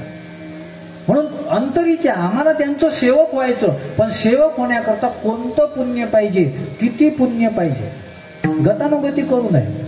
यानं गंध लावलं म्हणून आपण लावायचं, यानं आळवं लावलं म्हणून आपण असं लावायचं नाही. त्याचं थोडंसं जाणलं पाहिजे. लोक जाणत नाही, नुसती गतानुगती करतात. ते मोरारी बापूंनी एक सांगितलं होतं. काय झालं म्हणे, लोक ऑफिसमध्ये उशिरा यायचे, म्हणून उशिरा यायचे म्हणून यायची वेळ आणि उशीर जर झाला असेल तर कारण काय ते सांगा. कारण की 5-5 दिवसाचेच आठवडे झाले तरी का उशिरा यावं लागतं. 5 दिवसाचा झाला ना आठवडा, तर 2 दिवस आहे तुम्हाला सुट्ट्या, तरी का उशिरा येता बाबा तुम्ही. मग एक काम करा, काय उशीर जर झाला तर त्याचा वेळ आणि उशीर का झाला याचं कारण. मग आता उशिरा यायची सवय लागलेली होती, मग कोणी उशिरा जायचं आणि पहिल्यानं कारण दिलं, उशीर झाला 15 मिनिटं, यायला उशीर व्हायला कारण ट्रॅफिक खूप होतं बर्डीपाशी, म्हणून येण्याकरता उशीर झाला. दुसरा आला, दुसऱ्याला उशीर झाला, त्यानं टाइम लिहिला आणि कारण तेच टाकून दिलं. तिसरा आला, त्याने टाइम लिहिला उशिराचा, कारण तेच टाकून दिलं. चौथा आला, त्याने कारण लिहिलं नाही, तेच टाकून दिलं, खाली डॅश करून दिलं. पण एक 7वा माणूस आला होता, त्याला उशीर, खरंच उशीर झाला होता. उशीर का झालता, त्याची बायको गरोदर होती आणि तिला पोटात दुखू लागलं, याला तिला दवाखान्यात न्यावं लागलं, म्हणून याला उशीर झाला. हा उशीर आला, यानं तसं लिहिलं, बायको गरोदर होती, दवाखान्यात न्यायला उशीर लागला म्हणून मला उशीर झाला. त्यानं तसं लिहिलं, त्याच्या मागं आलेलं होतं त्यानं तसंच लिहून टाकलं, तसंच लिहून टाकलं. साहेब आला, साहेब आल्यानंतर म्हणे, काय रे तू का उशीर आला. ते म्हणे, साहेब कारण लिहिलं ना. ते म्हणे, तो लग्नच झालं नाही तर बायको कशी काय गरोदर झाली.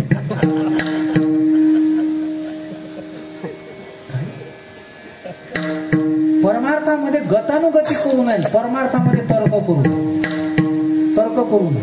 लोक तर्कच खूप करतात, हो खूपच तर्क करतात. महाराज मग हे असंच काऊन होतं. अरे प्रत्येकच गोष्ट जाणून घेण्याची काय गरज आहे, काहीच गरज नाही. प्रत्येक गोष्ट जाणून घेण्याची काही गरज नाही, आपली बुद्धी कमी पडते. साधूचं चरित्र जाणण्याकरता ब्रह्मदेवाची बुद्धी काम नाही करू शकली तर आपली कुठे लावली, पुढ्या खाऊन नष्ट झालेली. खतम झाले ना आपण, व्यसन करू खतम झालो. कुठे बुद्धी चालते तुमची आली. तुकाराम महाराजांचे शब्द आहे, त्यांचा महिमा काय वर्णू मी पामर, जो न कळे साचार ब्रह्मादिका. ब्रह्मदेवापाशी 4 मशीन होत्या, 4 तोंड होते, त्याच नाही चाललं तर आपण कुठे किस झाली की खसखस. लोक म्हणजे आम्हाला नाहीच पटलं ते. कुठं तुकाराम महाराज वैकुंठाला गेले, तो बाप होता का तिथं पण. कुठे तुकाराम महाराज वैकुंठाला गेले, कुठं नाथ बाबांनी जल समाधी घेतली, तो बाप कसा मेला पाय. हे असे म्हणणाऱ्याचे सुदे मरत नाहीत. काय लोक तर्क करतात, घेणं नाही देणं नाही तर्क करतात. एक असाच तर्कशास्त्र शिकून आला आणि तर्कशास्त्र शिकून आल्यानंतर त्याच्या आईनं त्याला खाण्याकरता 2 जांभूळ दिले. म्हणे बाबू जांभूळ खा. ते म्हणे आई हे किती आहे. ते म्हणे 2. ते म्हणे 2 नाही 3 आहे. ते म्हणे राजा खाय ना मुकाट्यानं 3 कशाचे आहे. ते म्हणे 3 आहे, मी तर्कशास्त्र शिकलो. म्हणे 3 कसे. म्हणे हे किती 1 आणि हे 2, 1 आणि 2, 1 आणि 2 3 आहे ना 3. त्याची आई म्हणे मुकाट्यानं खाय ना राजा. तिकून त्याचा बाप आला. बाप जरासा हुशार होता. बापानं विचारलं, म्हणे का रे. विठ्ठल विठ्ठल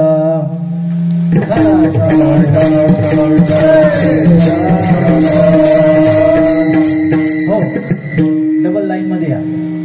बाप जरासा हुशार होता. बाप म्हणे का रे आईला कशाला त्रास देतो. म्हणे बाबा काय झालं, मी तर्कशास्त्र शिकलो ना. म्हणे काय झालं. म्हणे आई म्हणते जांभूळ 2 आहे, मी सांगतो 3 आहे. बाप म्हणे जाऊ दे 3 आहे ना, एक काम कर. त्याच्या आईले म्हणे 1 तू खाय, 1 मी खातो, 3रं याने ते खाले.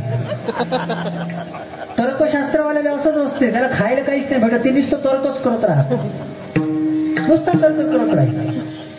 परमार्थामध्ये गतानुगती करू नये आणि परमार्थामध्ये तर्क करू नये. तर्क कुतर्क वाटा नागवन घटापटा. तर्काची दिठी हा गोचर नव्हे किरटी. तर्कानं त्याला शोधता येत नाही ना, तर्कानं शोधता येत नाही. विज्ञानानं प्रयत्न केला, गॉड पार्टिकल काय आहे, कुठं विज्ञान चाललं, नाही शोधता येत. आपल्याला कोरोनावरची लस नाही शोधता येऊन राहिली तर देव कुठे शोधता येईल. गॉड पार्टिकल शोधण्याचा प्रयत्न केला, नाही शोधता येत. पण संत महात्म्यांच्या आशीर्वादानं परमार्थामधलं रहस्य मात्र शोधता येते. त्याच्याकरता देवाची कृपा लागते. तुकोबाराय म्हणतात, ऐशे वर्म मज दावी नारायण. नारायणा, पुण्य कोणतं लागते? संताच्या भेटी करता कोणतं पुण्य लागते?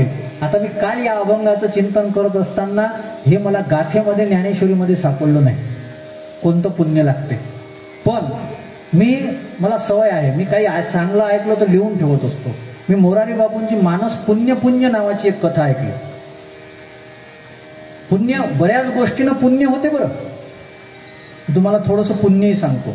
आपल्या घरामध्ये तुळस असेल तर आपल्या घरामध्ये पुण्य होते.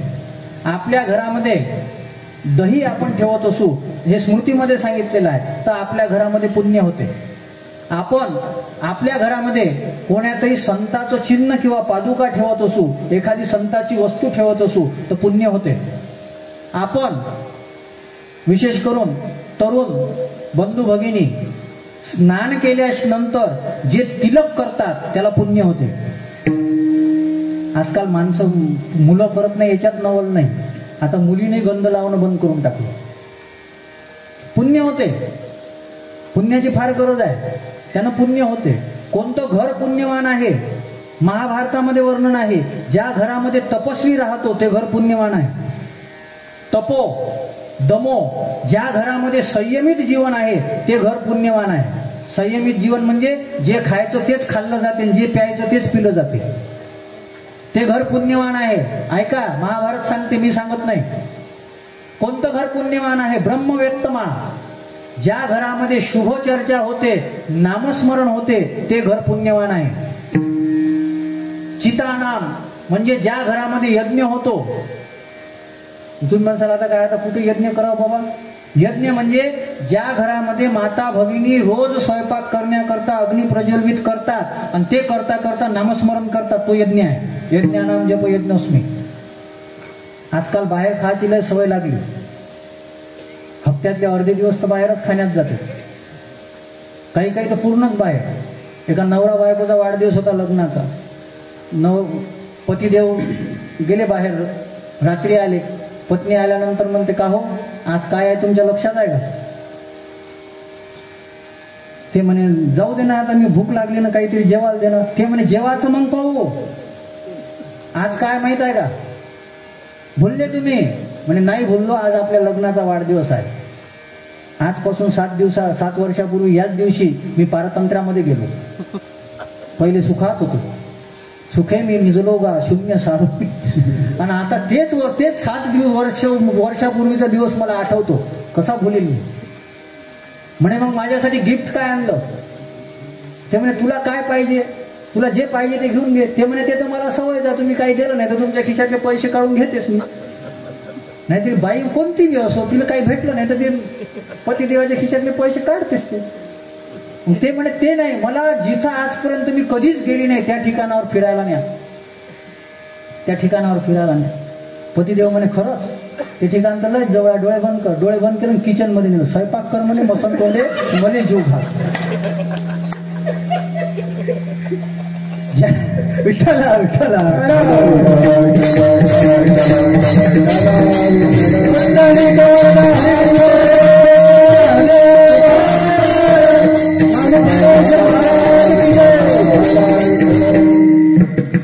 चितानाम म्हणजे यज्ञ, आणि यज्ञ म्हणजे माता भगिनींना यज्ञ करण्याची गरज नाही, ते रोज यज्ञ करतात. रोज भगवान नामस्मरण करता करता जर तुम्ही जेवण तयार करत असेल तर तो यज्ञ आहे. आणि पुरुष मंडळी करता यज्ञानाम जप यज्ञोस्मी, ज्या घरामध्ये नामस्मरण रूपी यज्ञ होतो ते घर पुण्यवान आहे. अजून कोणतं घर पुण्यवान आहे? पुण्य विवाह म्हणजे ज्या घरामध्ये पती पत्नी आणि सगळ्यांमध्ये परस्पर प्रेम आहे ते घर पुण्यवानाचं घर आहे. कोणतं घर पुण्यवान आहे? सतत अन्नदानम, ज्या घरामध्ये सतत अन्नदान होते ते घर पुण्यवान आहे. आणि शेवटचं महाभारत सांगते, ज्या घरामध्ये कलह कधीच होत नाही ते घर पुण्यवान आहे. कधीच भांडणं होत नाही, ज्या घरामध्ये कधीच न्यायालयामध्ये जायची गरज पडत नाही, कधीच भांडण टंटे होत नाही, ते घर पुण्यवान आहे. हे सगळं पुण्यच आहे, पण हे सगळं पुण्य संताची भेट करून देण्याकरता अपुर आहे. कोणतं पुण्य पाहिजे? मी सांगितलं तुम्हाला काल वाचता वाचता 5 प्रकारचे पुण्य मोरारी बापूंनी मानस पुण्य पुण्य नावाच्या कथेमध्ये सांगितले, संताची भेट होण्याकरता हे 5 प्रकारचे पुण्य लागतात. माझ्याकडे लक्ष द्या, महत्वाचा विषय आहे. सगळ्यांनी कान माझ्याकडे द्या, डोळेही माझ्याकडे द्या, कारण की मी लक्ष देण्यासारखाही आहो. 5 प्रकारचे पुण्य मोरारी बापूंनी सांगितलं. पहिलं पुण्य, संताची भेट व्हावी, आपल्या जीवनामध्ये तुकोबारायांची कृपा व्हावी, आपल्या जीवनामध्ये नाथबाबांची कृपा व्हावी वाटत असेल, पहिलं पुण्य श्रम केलं पाहिजे. श्रम केलं पाहिजे. फुकट कोणाला भेटत नाही. फुकटची अपेक्षा करू नये. फुकटपणा करायची खूप सवय लागली. फुकटपणा, प्रत्येकानं प्रत्येक क्षेत्रामध्ये श्रम करावं. आणि ज्यानं जीवनामध्ये आपल्या कार्यक्षेत्रामध्ये श्रम केलं ना, त्याच्यावर संताची कृपा झाल्याशिवाय राहत नाही त्याच्यात कृपा. हे आम्ही हे वाचतो, हे ऐकतो ना, म्हणून आम्हाला प्रेरणा होतात. नाही तर तुम्हाला फसवण्याकरता जे कीर्तन करावे लागतात ते कीर्तन अभ्यास नाही केली तरी करता येतात. काही गरज नाही. 12 वर्ष झाले मी कथा कीर्तन करतो. आता नवीन काही अभंग पाहायची, नवीन काही अभ्यास करायची काही गरज नाही. मला तर असं वाटते कमीत कमी मी 12 वर्षामध्ये 250-300 अभंगावर कीर्तन केले. काय गरज आहे? कारण की आजकाल प्रसिद्ध होण्याकरता 3 टिपणं आले तरी कीर्तनकार प्रसिद्ध होतो माणूस. 3 कीर्तनावरच कीर्तन केसरी झाले काही लोक. पण श्रम केला पाहिजे. श्रम केलं तर संताची कृपा होते. मी सांगतो तुम्हाला, उदाहरण देऊन जातो. कोणी श्रम केला, रामायणाच्याच आधारावर सांगतो. रामायणामध्ये पार्वती मातेनं शंकराची प्राप्ती होण्याकरता तपश्चर्या केली आणि तिला सप्तऋषी नावाचे संत भेटले. रामायणाच्या 2ऱ्या दिवसामध्ये कथा आहे शिव पार्वती विवाहाची. तुम्ही म्हणसाल महाराज एकच आहे का? लागल तितके आहे, पण वेळ नाही तितका. दुसरं उदाहरण सांगतो तुम्हाला. लंकिनी जी लंकेमधली सुरक्षा रक्षक होती. थोडस रावणाची संरक्षण व्यवस्था किती चांगली होती हे पहा. हे रावणाची संरक्षण व्यवस्थेचं जर अध्ययन केलं असतं ना, काही मागच्या 2-4 सरकार आहे ना, तर एवढे आतंकवादी घुसलेच नसते देशात. हनुमंतराय मच्छरासारखं बनून गेले तरी त्या लंकिनीनं पकडलं. किती ती कर्तव्यदक्ष असेल, किती कर्मदक्ष असेल. आणि मग काय झालं? तिला हनुमंतरायासारखे संत भेटले. संत भेटीचं पुण्य आहे श्रम केलं पाहिजे. तिसरं उदाहरण आहे शबरी माता. शबरी मातेनं श्रम केली, गुरुची सेवाही केली आणि प्रभू रामचंद्राकरता रस्ता साफ केला. तिला प्रभू रामचंद्र भेटले, संत रूपामध्ये मातंग ऋषी भेटले. पहिलं पुण्य आहे. कोण पुण्य? पहिलं पुण्य श्रम. दुसरं पुण्य विश्राम. नुसता श्रमच नाही, आरामही गरजेचा आहे. नुसत्या श्रमानं माणूस थकत असतो. विश्रांती गरजेची आहे. रामायणामध्ये वर्णन आहे. प्रभू रामचंद्रांनी सांगितलं आणि हनुमंतराय जेव्हा उडत गेले तेव्हा मैनाक नावाचा जो पर्वत आहे त्या पर्वतानं हनुमंतरायाला थांबवलं. तो मैनाक नावाचा पर्वत हा विश्राम आहे. आणि त्या मैनाकानं विश्राम केला म्हणून त्याला हनुमंतरायासारखे संत भेटले. विश्राम असावा, नुसती धावपळच नसावी. ज्ञानोबाराय म्हणतात ना की जागरण केलं पाहिजे, पण किती केलं पाहिजे? जागणे जरी झाले तरी ते व्हावे मितले. 3 आणि 4 वाजून राहिले का जागत राहता? होतो बघा. जागणे जरी झाले ते व्हावे मितले. आहार चांगलं लागते मग काय खातच राहता का? काल मी एक सिरियल पाहत होतो, त्यानं इतकं खाल्लं का ढेकरच निघे नाही. मग एकानं त्याला अजवान दिलं, अजवान खा. मग त्यानं अजवान खाल्लं तर थोडीशी ढेकर निघाली. ते म्हणे आता थोडीशी जागा झाली, अजून आण काहीतरी खा. सम्यकता असली पाहिजे जीवनामध्ये. सम्यकता म्हणजे विश्राम. रामायणाचं एकच सूत्र आहे. राम म्हणजे काय? जो सुखदाम राम स्वनामा अखिल लोकदायक विश्रामा. राम विश्रांती देतो. आमुची विश्रांती तुमचे चरण कमळावर. पहिलं श्रम, दुसरा विश्राम, तिसरं स्वभाव. स्वभाव म्हणजे सहजता. मी काही तितका शिक्षक तो होतोच मी, पण माझी एक सूत्र आहे. माणसानं सहजतेमध्ये जीवन जगावं. आणि जो सहज जीवन जगतो ना त्याला दोष लागत नाही. मी म्हणत नाही सहजम कर्म कौंतेय सदोषमपि न त्यजेत. गीता सांगते सहज जीवन असावं. आपलं जीवन सहज आहे का? आपलं जीवन सहज नाही. सहज म्हणजे आपण दुसऱ्याची नक्कल करतो. आपलं जीवन सहज नाही. ज्याचं जीवन स्वभावानुसार होतं त्या स्वभावानुसार जीवन जगले त्यांना संताची प्राप्ती झाली. बुद्धाच्या चरित्रामध्ये अंगुलीमालाची कथा आहे. अंगुलीमालाचा स्वभाव उग्र होता पण त्यानं तो स्वभाव कायम ठेवला, त्याला बुद्धाची प्राप्ती झाली. वाल्मिकी महाराजांचा स्वभाव उग्र होता, त्यांनी स्वभाव सहजता कायम ठेवली, त्यांना नारद रूपी संत भेटले. शबरी मातेचा स्वभाव, शबरी माता दिसायला चांगली नव्हती, शबरी माता राहत चांगली नव्हती, पण ती सहज जगत होती. तिला मातंग ऋषी सारखे संत भेटले. माणसानं सहज जीवन जगावं.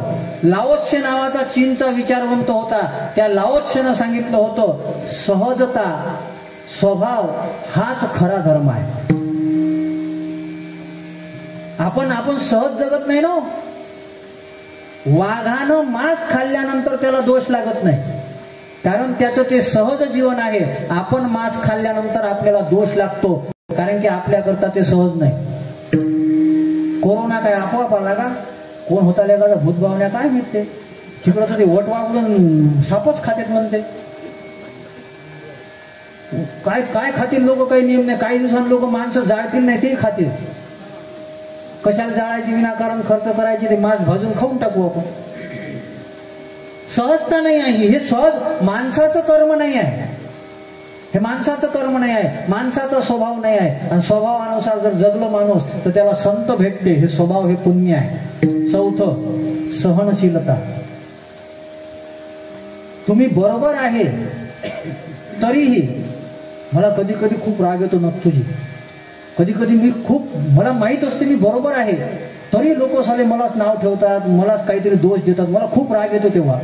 पण मग अशा वेळेस हे वाचल्यानंतर वाटते जाऊ द्या, सहन करा, सहन करा, सहन करा. कारण तुमचं बरोबर असलं तरी तुम्ही जर सहन करत असाल तर ते तप आहे, आणि ते तप केल्यानं पुण्य होते, आणि ते पुण्य झाल्यानं संताची प्राप्ती होते. सहनशीलता. आणि शेवटचं पुण्य आहे स्वीकार. स्वीकार करा, स्वीकार करा.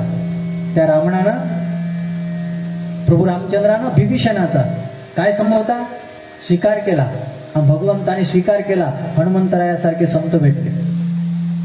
एकनाथ महाराजांच्या चरित्रामध्ये कथा आहे, तो गावबा नावाचा. तो गावबा कोण आहे? तो गावबा पुरणपोळ्या खाण्याकरता आला. एकनाथ महाराजांनी स्वीकार केला. एकनाथ महाराजांनी स्वीकार केला. वारकरी संप्रदायातल्या साधूंनी स्वीकारच केला पाहिजे. एक वाक्य बोलून जातो, साधू प्रचारक नसला तरी चालते, साधू उद्धारक नसला तरी चालते, साधू विचारक नसला तरी चालते, पण साधू स्वीकारक असला पाहिजे. वारकरी संप्रदायानं स्वीकार केला, यारे यारे लहान तो. आणि मग असं जर तुमचं जीवन असेल तर मग ही जे पुण्य आहे, कोण पुण्य याचा, ही पुण्य, ही 5 पुण्य जर तुमच्या जीवनामध्ये आली तर तुमच्या जीवनामध्ये संताची कृपा होईल, तुम्ही संताचे सेवक बनाल. पण महाराज ही मागणी का करता हो?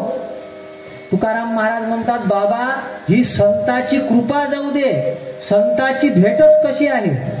बहुअवघड आहे संत भेटी, बहुअवघड आहे संत भेटी, बहुअवघड आहे संत भेटी, बहुअवघड आहे संत भेटी.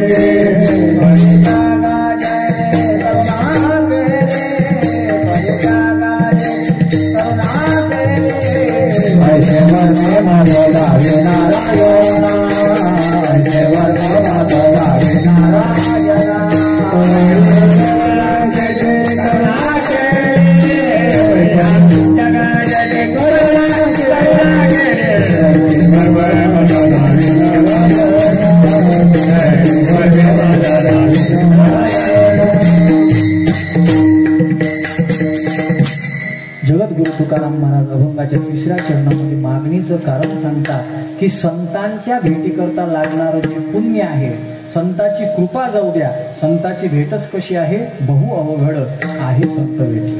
ही संताची भेट कशानं होते? पुण्यानं होते. म्हणून पुण्य कशानं होते? भगवंताच्या नामस्मरणानं. एकदा सगळ्यांनी सुंदर असं भगवंताचं नामस्मरण सगळ्यांनी हात वर करा. शाबास, पावर किती मस्त दिसते. आणि सगळ्यांनी राहू द्या असेच. नाही, सगळ्यांनी सुंदर असं भगवंताचं संप्रदायाच्या नियमानुसार भजन करायचं आहे. सगळं तुम्ही युट्यूबला सगळ्या देशामध्ये जाणार आहात, म्हणून सगळ्यांनी विठोबा रमाई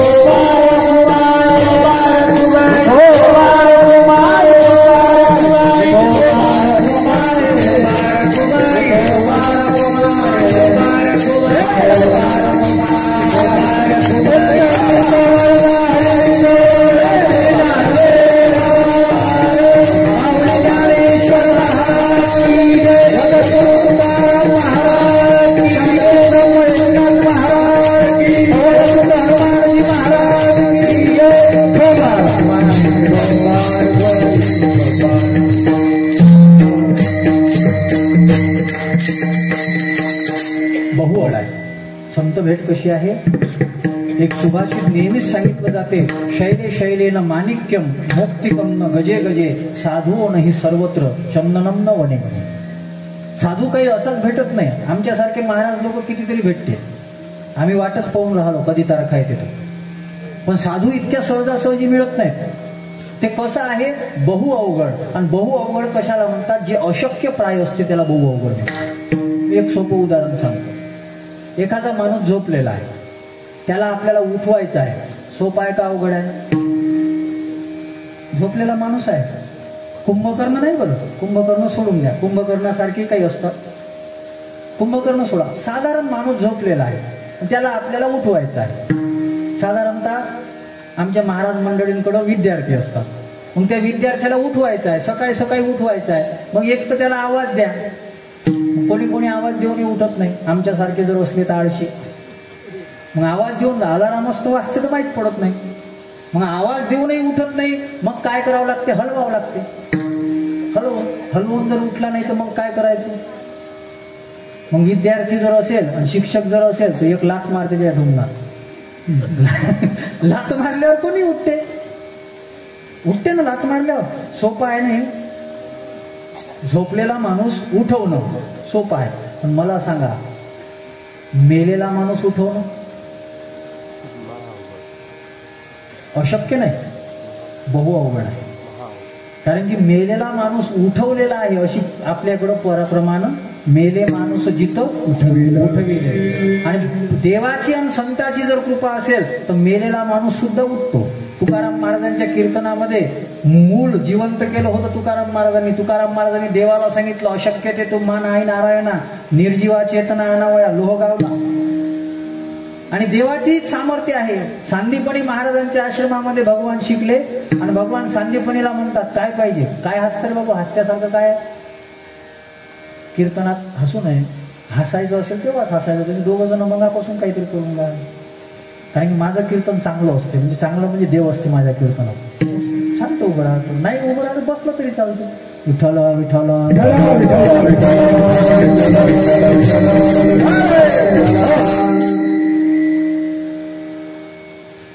सांदीपणी महाराजांच्या आश्रमामध्ये कृष्ण शिकले.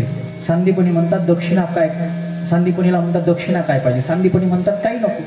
पण सांदीपणी महाराजांची पत्नी म्हणते, कृष्णा द्यायचं असेल तर माझा मेलेला मुलगा आणून दे.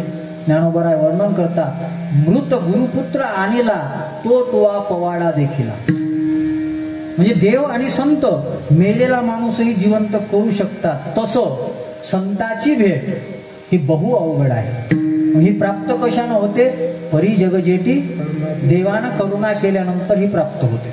रामायणामध्ये सुंदरकांडामध्ये प्रसंग आहे, जेव्हा हनुमंतराय बिभीषणाच्या घरामध्ये गेले आणि बिभीषण रामायणामध्ये म्हणतो, हनुमंतराया आता मला भरोसा झाला की माझ्यावर देवाची कृपा आहे, कारण की तुझ्यासारखे संत मला भेटले ना. अब मोहि भरोस हुए हनुमंता, बिनु हरि कृपा रहे नाही संता. अब मोहि भरोस हुई हनुमंता, बिनु हरि कृपा मिलहि नहीं संता. तू संत भेटला म्हणजे माझ्यावर देवाची कृपा आहे. बरी जग जेठी करुणा केली. महाराज हे पुण्य काय आहे हे तुम्हाला याचं वर्म दाखवलं. हे पुण्य काय आहे हे तुम्हाला माहीत झालं. हे सगळं तुम्हाला माहीत झालं मग तुम्ही करसाल काय. तुकाराम महाराज म्हणतात तुका म्हणे मग तुका म्हणे मग डोळे ज्योती